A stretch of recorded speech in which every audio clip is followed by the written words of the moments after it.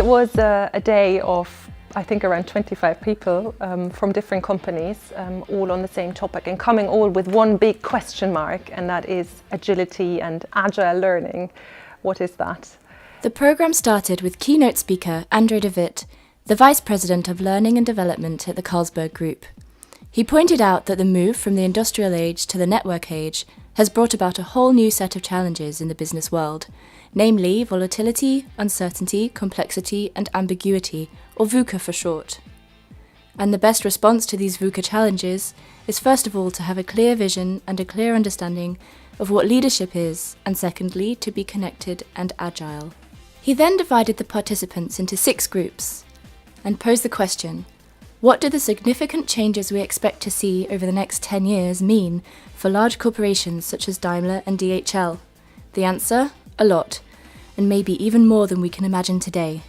Which leads us to the next question.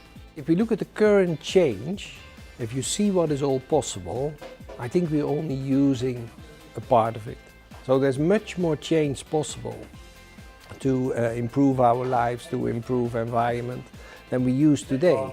The question is if we as humans can manage to adapt ourselves to that change, if we can unlearn and learn enough and fast enough. One way, if not the only way, to learn enough and fast enough is by being agile. Tools to improve this agility were presented by Anja Riesland, a trainer at Deutsche Bahn. She also pointed out that there's a difference between methods and mindset, which was also emphasized by other workshop participants. Ich bin ein großer Freund der Unterscheidung von Methoden und Mindset. Ich habe das auch in einem eigenen Paper zum Ausdruck gebracht. Und das stand heute auch ganz im Vordergrund, diese Unterscheidung. Das freut mich sehr, weil ich halte das schon für einen großen Fortschritt, dass wir diesen Unterschied erkennen. Dass Methoden wichtig sind, aber ohne Mindset keine Wirkung haben. Und dass die Frage, kann man Agilität lernen, sich eigentlich aufteilt in die Frage, wie kann ich Methoden lernen und wie kann ich das Mindset entwickeln oder dahin entwickeln, dass es zu den Methoden passt. Karen Ezard, a trainer at EnglishBusiness, then presented the group with an extraordinary thought. What if the Fibonacci sequence that is found in so many patterns in nature has an influence on the way knowledge and learning develops? And what could this potentially mean for teaching and lifelong learning? One workgroup used this question as their point of discussion. They concluded that this could provide us with innovative new training structures, facilitating exponential learning as opposed to linear learning. At the end of an exciting and informative afternoon, all guests found themselves in animated discussions about VUCA, agile learning, and the future challenges for HR professionals. Both hosts and participants were particularly impressed with this workshop, hosted by Deutsche Bahn and EnglishBusiness.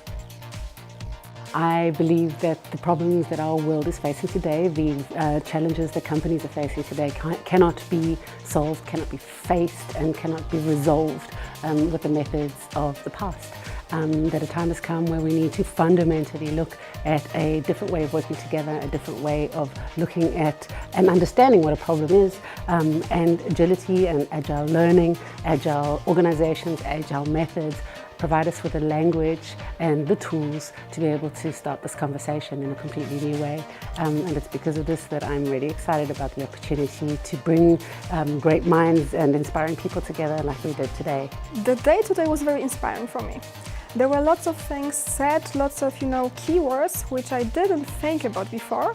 And I liked this a lot because it was coming from different areas and it helped me to connect some dots. Also find connections which I didn't see before. I think what's really special about an event like this is that people, after initial hesitation, open up.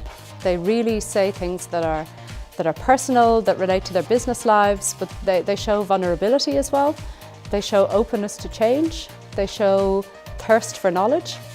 And the energy that gets created by that makes me honestly very proud of bringing people like that into a room together. I'm kind of the enabler of that energy, and that really feels amazing, and it gives me the energy I need to keep going with what I do. So that's the magic of a day like today.